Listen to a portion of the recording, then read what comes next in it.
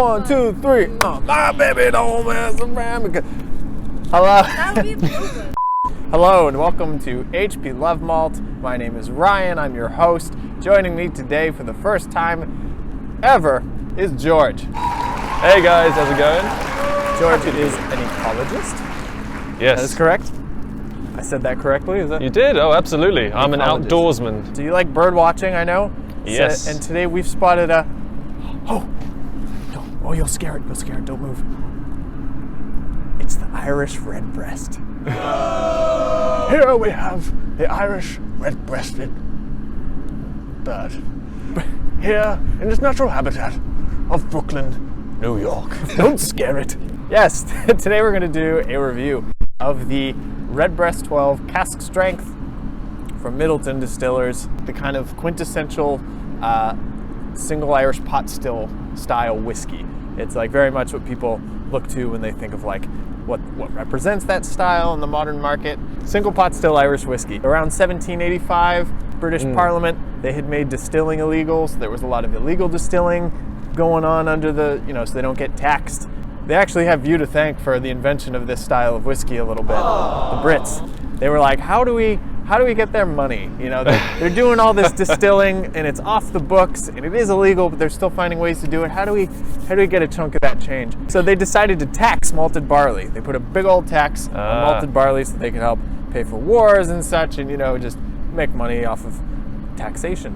And what the Irish decided, they were like, well, we don't have to use malted barley. We can also use unmalted barley, which luckily enough turned out to taste great.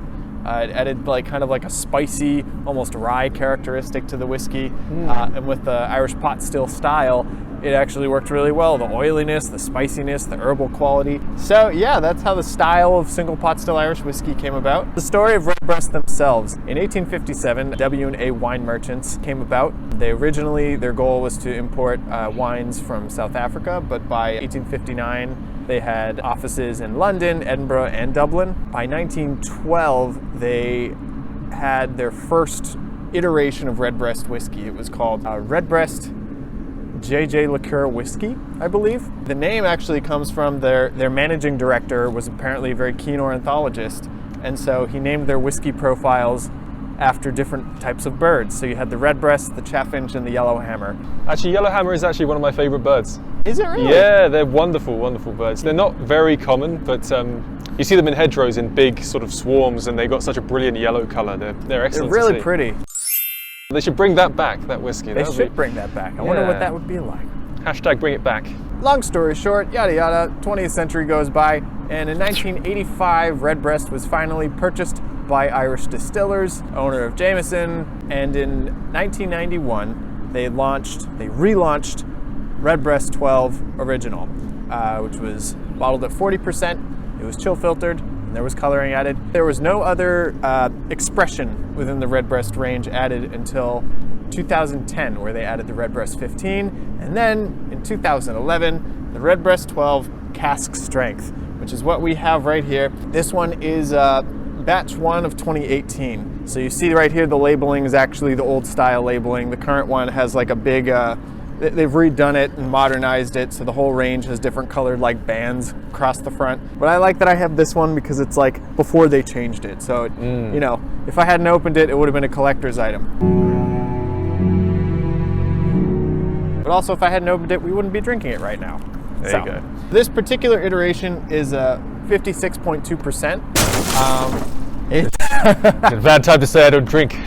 Well, you're about to. It is comprised of a mash bill of about half unmalted barley, half malted barley, and it is triple distilled in traditional Irish pot stills. It is then aged for no less than 12 years in a combination of ex-bourbon and ex-Oloroso sherry casks.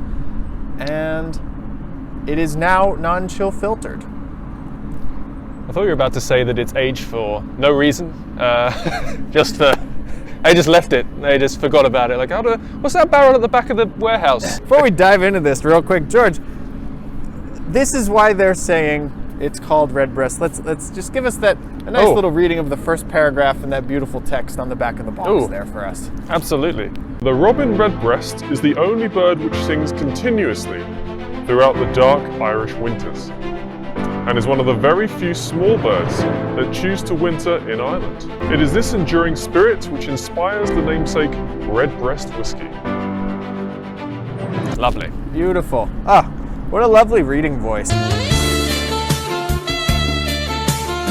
Oh, is it time? It is time. Look at this.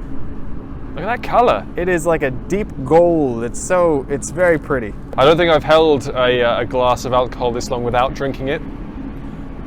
Feels bad. Takes a lot of practice. Let's take a sniff of just undiluted Redbreast 12 expression. So what are you getting? It's been opening up for a little bit.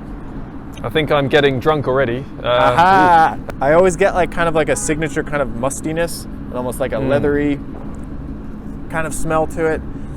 And then like right as that opens up, you get like bursts of vanilla and kind of like fruit, autumn dark fruits, orchard fruits. Yeah, like pears and apples. A little tiny bit of cinnamon. It's not a weak nose, that's for sure. It's a very like full-bodied kind of nose for you, but there's a lot going on. Cheers, sir.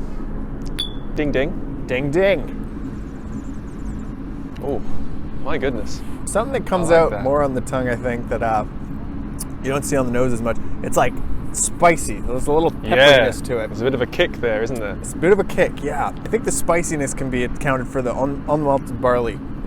Like it, or green barley, they call sometimes, it's unmalted. It adds a similar quality to like what rye spice does to American whiskey. Yeah, as it develops, you're getting more like vanilla. You're getting some of the sherry's coming through, so you get a few dark fruits, maybe some raisin, maybe a little plum. Yeah, I expected the initial like sort of kick happened, and then I was like, oh, it's going to get more fiery, but it didn't. It sort of smoothed out as the flavor developed. It was really, really cool. I love this. This is really nice. So it's not like, it's interesting because it's not as much the alcohol burn, it is the character of the whiskey that you're getting. What this is showing, that Redbreast is so proud to present, that they can bottle their 12-year-old at a higher strength and still have it be enjoyable to your palate and not be abrasive. And you don't, they're saying we have nothing to hide. Like, this is our product. Any flaws that we would have would be exemplified, would be magnified through this. And there's not a ton that I find wrong with this at all. I think it's very nice. This is very enjoyable. Get a little creaminess, a little vanilla, kind of like apricot, like dried apricot there. And yeah, more cinnamon. And then that mustiness, like the old book mustiness that I get on the nose is kind of coming back on the finish. Yeah. Like as it kind of on the back of your tongue. It's interesting how much it changes with the second sip as well. It seems like I'm getting different things. Like, I don't know, I don't know if there's honey or something. So that comes to mind. For this one, I think what's great is that it changes a lot if you do add some water.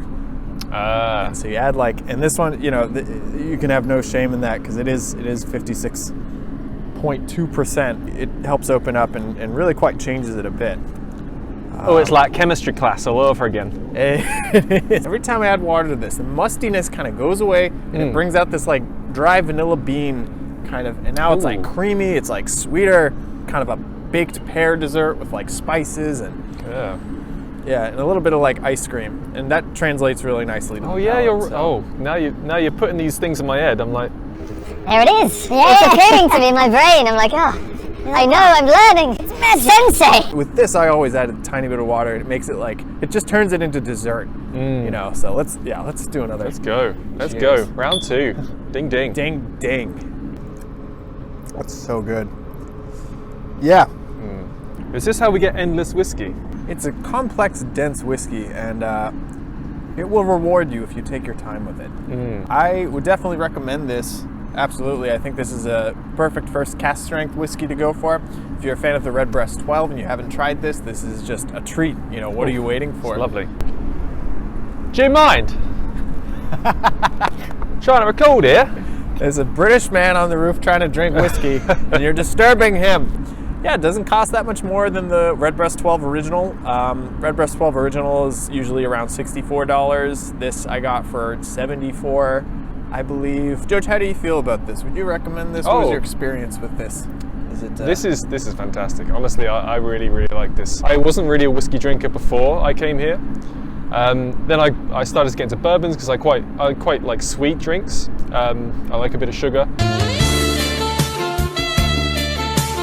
But this is, I like it because it's sweet, but in that subtle way. And this will hopefully, like, this might open me up to more, you know, depend on sweetness less maybe with my tasting. No, this is probably my favorite Irish whiskey as of right now, or the Redbreast 15, but this is still fantastic stuff. Great value, great deal. Thank you so much for coming on, George. Oh, of course. Oh, before we go, got something for you guys. What? I got a little surprise. It's a late Christmas present. I wrapped it in a dish towel. Whoa! Look at that. He couldn't have timed this better. Well, thank you for having me on as well. Thank you for coming on. This was so much fun. This has been HP Love Malt. Love your malt. Love yourself.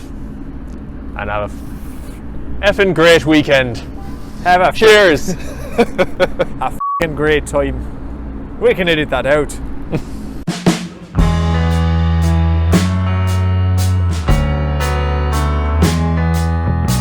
Desperation is the foundation of innovation. What is that? How does that go?